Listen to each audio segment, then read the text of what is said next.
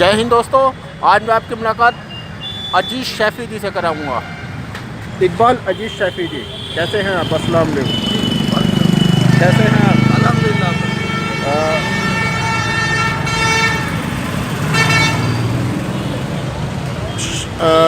इकबाल अजीज़ Chaffee जी, हमारे समाज में 2 साल 3 साल 4 साल यहाँ तक कि 60 साल की बच्ची और औरतों के साथ गलत काम हो रहा है।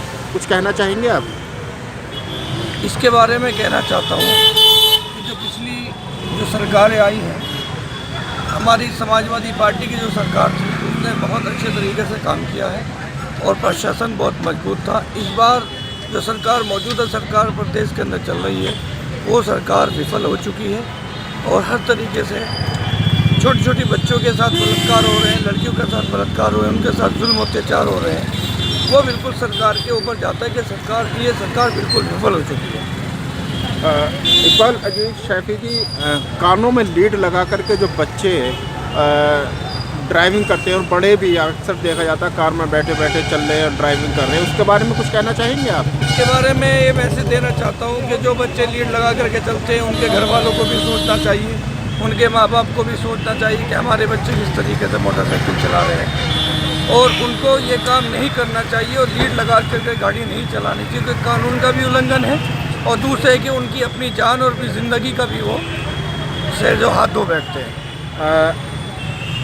शैफी जी, क्या आप बताएंगे कि बच्चों को दोस्ताना व्यवहार रखना चाहिए या सख्त व्यवहार रखना चाहिए? जी, बच्चों से दोस्ताना व्यवहार रखना चाहिए, सख्त व्यवहार रखना चाहिए? देखिए मेरा मानना ये है कि हमेशा बच्चों से दोस्ताना तरीके से बात करनी चाहिए, मगर थोड़ी सख्ती भी दिखानी चाहिए और माँ बाप को चाहिए कि घर से निकलने के बाद हमारे बच्चे क्या कर रहे हैं उनको देखना चाहिए कि अपने बच्चों के साथ थोड़ी सख्ती पेश आए और मोहब्बत और दोस्ताना अंदाज में ही बात करनी चाहिए। अब 12 साल से छोटे बच्चों के हाथ में क्या मोबाइल होने चाहिए? देखिए मेरा मानना तो ये है कि 18 साल से पहले मोबाइल नहीं देना चाहिए, क्योंकि आज की जो जनरेशन है, बढ़ती हुई जनरेशन है, हर चीज़ इंटरनेट पे है, तो उसको देखते हुए थोड़ा सा ये किया जा रहा है कि नेट जो है इंटरनेट यूज़ करते हैं, स्कूल के बच्चे इंटरनेट यूज़ करते हैं। आजकल उनकी शिक्षा इंटरनेट के ज़रिए जो कराई जा रही है, तो मैं समझता हूँ बच्चों को मोबाइल देना चाहिए, लेकिन एक लिमिट के साथ, सिर्फ पढ़ाई के लिए दिया जाना चाहिए। हमारे हिंदुस्तान में दहेज एक अभिशाप है, कुछ कहना चाहेंगे आप? देखिए दहेज, मैं समझता हूँ कि दहेज हिंदुस्तान में सबसे बड़ा अभिशाप है। मैं दहेज के बहुत खिलाफ़ हूँ, मैंने कई बार दहेज के लिए आवाज़ भी उठाई है और मैं अक्सर इसके बारे में भी ब्लॉग लिखता रहता हूँ और इसके बारे में सोशल मीडिया पर लिखता रहता हूँ कि दहेज न लेना न देना चाहिए, बल्कि इसमें सभी बच्चों के माँ बाप को सामने आना चाहिए और सभी लोगों को सामने आना चाहिए और दहेज मामला जो है वो बिल्कुल हटा देना चाहिए। भ्रूण हत्या के बारे में कुछ कहना चाहेंगे? देखिए मैं एक मुसलमान हूँ, उसी के नाते मैं आपसे कहना चाहता हूँ कि भ्रूण हत्या इस्लाम में कतन बिल्कुल नाजायज़ और हराम है, मगर अगर दुनियावी हालात से देखा जाए तो उस हिसाब से भी भ्रूण हत्या बिल्कुल कतन कानूनी तौर पे बिल्कुल गैर कानूनी है और सरकार को इस पर बढ़ चढ़ के कदम से कदम उठाना चाहिए, बड़े बड़े कदम उठाने चाहिए, भ्रूण हत्या रुकनी चाहिए। क्या उत्तर प्रदेश के 4 टुकड़े होने चाहिए? देखिए मेरा मानना तो ये है कि अगर ये सारी जो भी सरकार आए और वो प्रदेश के लिए काम करे तो टुकड़े नहीं होने चाहिए। मेरा मानना ये है, टुकड़े, कुछ लोग कहते हैं कि टुकड़े होंगे तो उसमें विकास होगा। मैं कहता हूँ अगर एक इस वक्त मौजूदा जो सरकार चल रही है, अगर वो सबके विकास की बात करते हैं, अगर वो सरकार विकास करे तो मैं समझता हूँ तो टुकड़े होने की नौबत ही नहीं आएगी, टुकड़े नहीं होने चाहिए। मैं इसके खिलाफ। क्या पश्चिमी उत्तर प्रदेश में हाईकोर्ट बेंच होनी चाहिए? हाँ, मैं इसके पक्ष में हूँ कि पश्चिम उत्तर प्रदेश में हाईकोर्ट बेंच की ज़रूरत है। यहाँ से लोग 400, 500, 700 किलोमीटर दूर जाते हैं, बहुत दिक्कत आती है, लड़कियों को लेके जाते हैं, लड़कों को लेके जाते हैं, बहुत दिक्कत परेशानी का सामना करना पड़ता है और उसमें पैसे भी खर्च होते हैं, गरीब लोग भी जाते हैं। तो मैं चाहता हूँ पश्चिम उत्तर प्रदेश के अंदर एक हाई कोर्ट की बेंच बननी बहुत ज़रूरी है। क्या मानवता ही सबसे बड़ा धर्म है? मानवता, इंसानियत सबसे बड़ा धर्म है, इससे बड़ा धर्म कोई नहीं है। 10 साल से 18-17 साल तक के बच्चे रोड पर बाइक और एक्टिवा लेकर के चलते हैं, उनके बारे में कुछ कहना चाहेंगे? उनके बारे में मेरा कहना तो ये कि माँ बाप को अपने 18 साल से पहले बच्चे को बाइक हाथ में नहीं देनी चाहिए। ये मेरी अपनी सोच है। मैं अक्सर इसमें लोगों को कहता रहता हूँ, तो जागरूक करते रहता हूँ कि छोटे बच्चों को बाइक या मोटरसाइकिल ना दे तो नहीं। आप जैसे कि एक समाजवादी के अच्छे कार्यकर्ता और युवा कार्यकर्ताओं में गिने जाते हैं, आपको क्या लगता है 2019 के चुनाव में क्या होने वाला है? देखिए, 2019 के चुनाव में समाजवादी पार्टी बहुत अच्छे तरीके से इस वक्त में काम कर रही है, लड़ रही है और हर जिले में बहुत अच्छा मजबूती के साथ, संगठन मजबूती के साथ काम कर रहा है। सरकार ने जो काम नहीं किए हैं उसके लिए हम लोगों को जागरूक कर रहे हैं, बता रहे हैं। और मैं समझता हूँ 2019 में समाजवादी पार्टी अगर गठबंधन होता है तो भी, नहीं होता है तो भी कोई फर्क नहीं पड़ेगा। बाकी बहुत बेहतरीन तरीके से समाजवादी पार्टी जीत करके और केंद्र सरकार में शामिल होने का काम करेगी।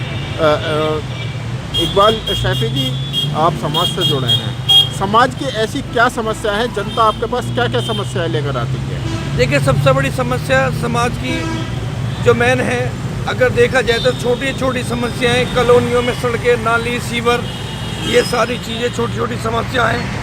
पहचान पत्र लोगों के नहीं बनते हैं, आधार कार्ड नहीं बन रहे हैं, राशन कार्ड नहीं बन रहे हैं, ऐसे किसी की पेंशन।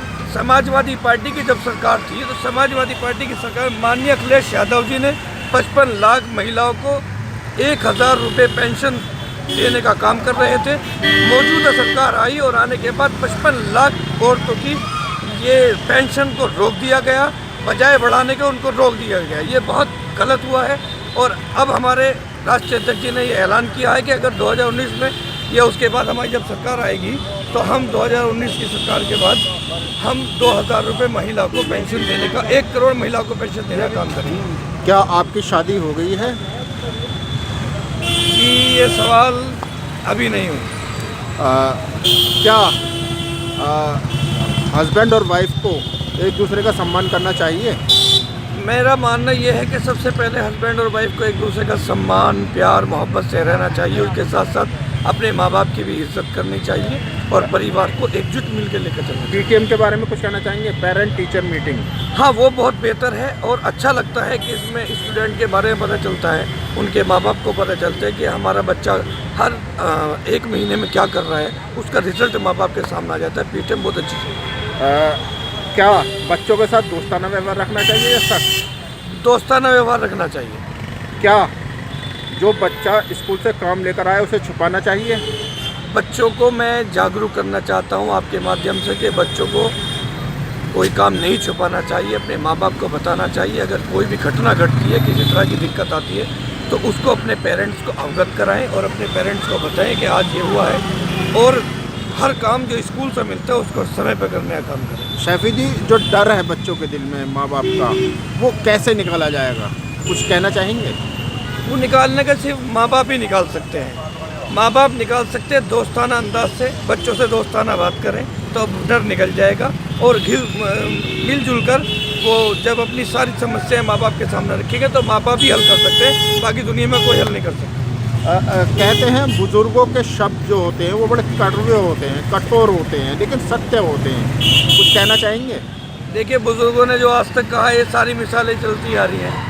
अल्हम्दुलिल्लाह हम भी देखते आ रहे हैं कि बुजुर्गों ने जो कही वो सारी सोलाने सत्य हैं बातें, और उनके जो वचन है, कटु वचन है, वो बिल्कुल सत्य है। उसमें किसी तरह की कोई तब्दीली नहीं की जा सकती।